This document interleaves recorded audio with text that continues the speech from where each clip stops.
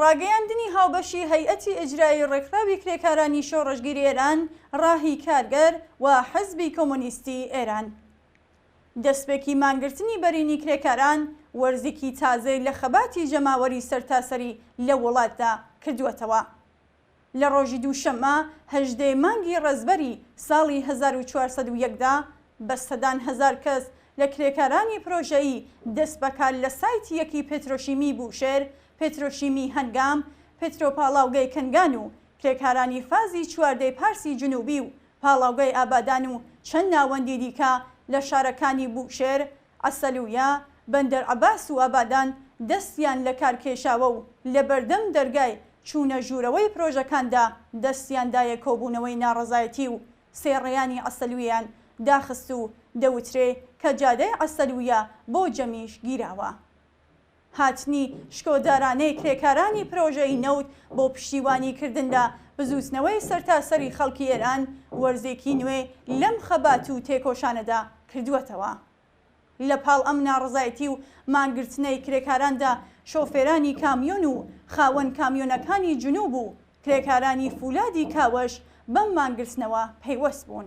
ئەوان لە پاڵ مانگرتنی یەک هەفتەی مامۆستایان و قوتابیانی سەرتاسەری وڵات، ناڕزایەتی ڕۆژانەی خوێندکارانی زانکۆکانی وڵات، خۆڕاگری درەوشاوی خەڵکی شارەکانی سنا،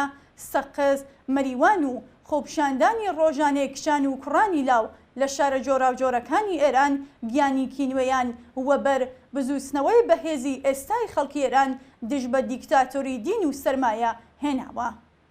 ئێستا ئیتر کرێکاران و مامۆستایان شان بەشانی ژنان و لاوان و نەتەوە زۆر لێکراوەکان بوونەتە کۆڵە کەسەرەکیەکانی خەبات و تێکۆشان لە پێناو بەرابەری و یەکسانی مافی ژنان و پیاوان وە ژیانێکی شیاوی ئینسانی لە کەش و هەوای ئازادی و دیمۆکراسیدا پێک دێنن.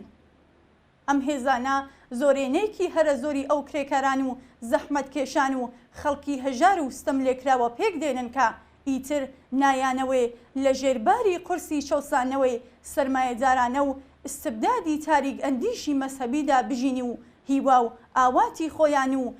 بەرەی لاو و لاوانی خوێنەوار و وشیاری خۆیان بەرەو لە نێوشون بەرن. کاردانەوەی ڕژیمی سەرکوتگەر بەم شەپۆلە نەناڕزایەتیە شۆڕژگەرانەکانی خەڵک بە سیژکردنی هێزی دژە شۆڕش و ئامادەباشی هێزەکانی سپە و هێزە ئەمنیەکانە.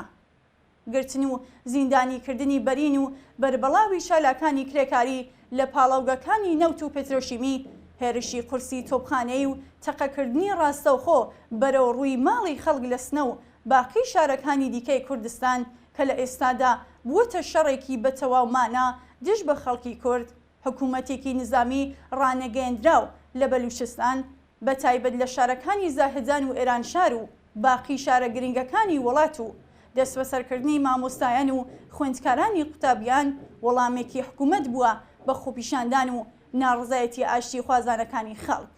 بۆ تێکشکاندنی ئەم کردارە سەدکوردگەرانەیە هیچ ڕێگاکی تر بێجگە لە بەسیج و یەکخستنی هەرچی زیاتری هێز و هێنانە مەیدانی خەبات و تێکۆشان لە پێناو دەستەبەربوونی ئازادی و ڕزگاری و یەکسانی بوونیە. پەیوەستبوونی بەشێکی دیکە لە بزووسنەوەی کرێکاری و بەتایبەت کرێکارانی ڕسمی پیشەسازی نەوت، پێترۆشیمی و بەتایبەتتر گواستنەوە و گەیاندنی شاری، نێوشاری و کشوەریدا دەتوانێت هێزی خۆڕاگری جەماوەر بە شێوەیەکی بەرچاو بەرزکاتەوە و ماشینی سەرکوتگەری ڕژیم زەمینگیر بکات.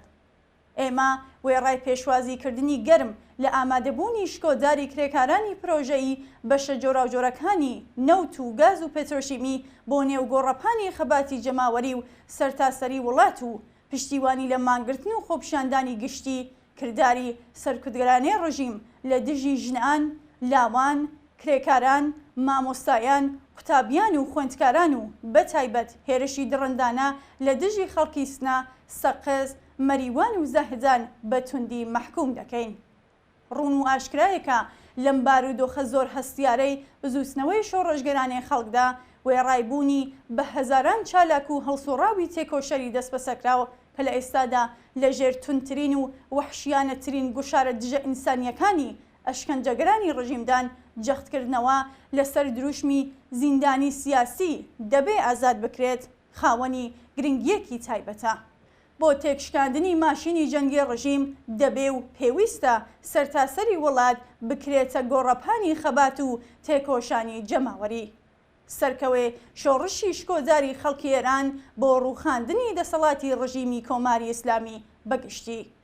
حزبی کۆمۆنیستی ئێران هەیئەتی ئیجرایی ڕێکخراوی کرێکارانی شۆڕژگەری ئێران ڕاهی کارگەر سێشەممە 19 مانگی ڕەزبەری ساڵی 1401 هەتاوی بەرابەرە لەگەڵ 11 ئۆکتۆبری ساڵی 2022 زاینی.